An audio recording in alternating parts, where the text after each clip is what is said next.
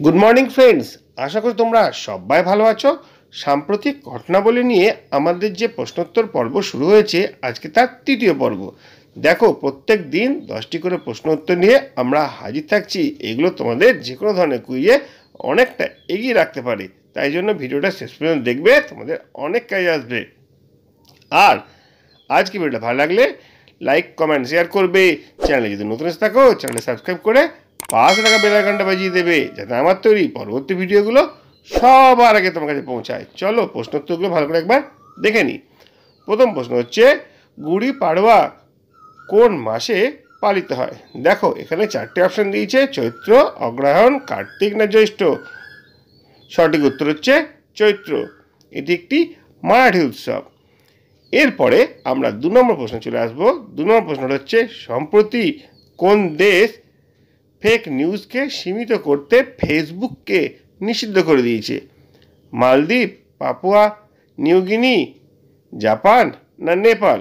সঠিক উত্তর হচ্ছে পাপুয়া নিউগিনি। ফেসবুককে অলরেডি নিষিদ্ধ করে দিয়েছে যাতে ফেক নিউজ না সম্প্রচারিত হয়। 3 নম্বর প্রশ্ন হচ্ছে, সম্প্রতি কোন উপকূল থেকে VLSR সাম সফলভাবে পরীক্ষা করা হয়েছে?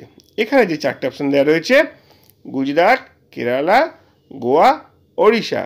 এদের মধ্যে সঠিক উত্তর হচ্ছে ওড়িশা।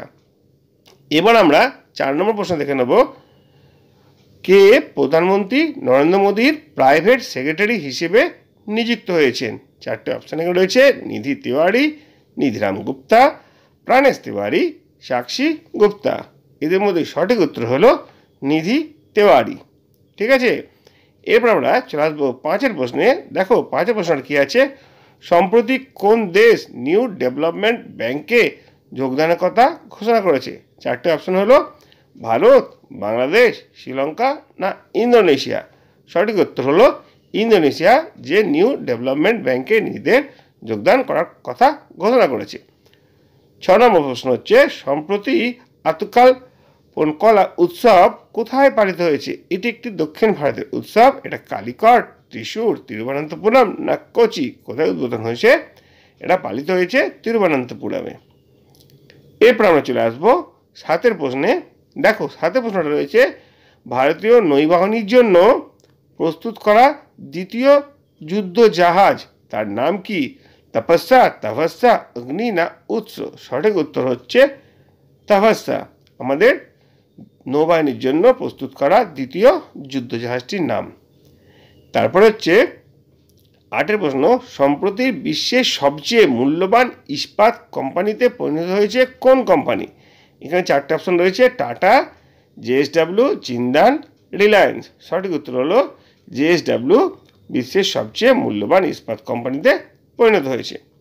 9 প্রশ্নটা হচ্ছে, কোন রাজ্য পুলিশ কর্মীদের স্থানান্তরণ প্রক্রিয়া স্বচ্ছ করতে একটি অ্যাপ চালু করেছেন? গোয়া, মধ্যপ্রদেশ, পশ্চিমবঙ্গ না গুজরাট? সঠিক উত্তর হচ্ছে পশ্চিমবঙ্গ। পশ্চিমবঙ্গ রাজ্য পুলিশের কর্মীদের স্থানান্তর প্রক্রিয়া স্বচ্ছ করতে একটি অ্যাপ চালু করেছে।